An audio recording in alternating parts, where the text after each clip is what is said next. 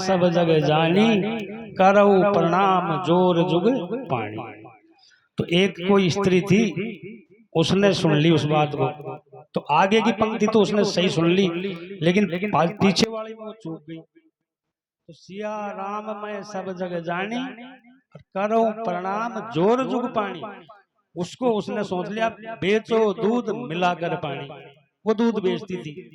तो उसने सोचा कि तुलसीदास जी महाराज ने भी बिल्कुल सही लिख दी रामायण में, अब इसमें कोई दोष नहीं है, आराम से पानी मिलाओ और बेचो।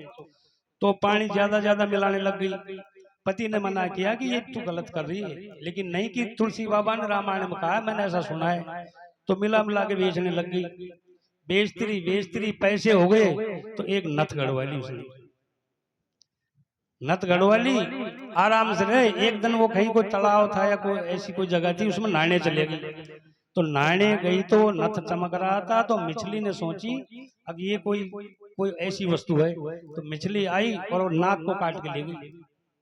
नाक को काट के ले गई, तो जब वो चिल्लाई अरे कि मेरी नथ भी गई, मेरी नाक भी गई, तब उसके पति ने कहा पानी का धन पानी में और नाक कटी बेईमानी में।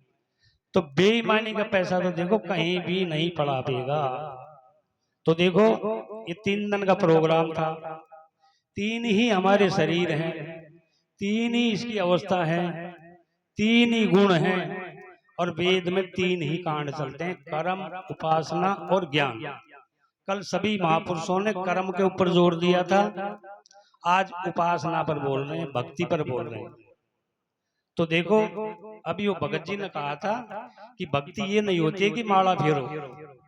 वैसे तो भगवान राम ने 9 प्रकार की भक्ति बताई है, माता शबरी को 9 दे भक्ति का उपदेश दिया है, लेकिन उसमें 8वीं भक्ति है। 8वीं जथा लाभ संतोषा, सपने नहीं देखे पर दोषा। अब इस पर हम विचार करें, अगर ये जो एक प्रकार की भक्ति है, इस पे भी हम चल ले तो भी हमारा जीवन धन्य हो जाए और हम सुखी हो जाएं। क्योंकि वो कह रहे हैं 8वीं जथा लाभ संतोषा, जो हमको परमात्मा ने जो दे रखा है इसमें हमको संतोष रहे, और सपने वो नहीं देखे ही पर दोषा। दूसरे में जागृत में नहीं, सपने में भी दोष नहीं देखे। लेकिन हमारी समस्या यही है कि हम दूसरों में तो दोष देख रहे हैं, और जो हमको मिल रहा है उसमें संतुष्ट नहीं है, और के लिए हम दुखी हो रहे हैं। बस दुख का कारण यही है। तो भक्ति में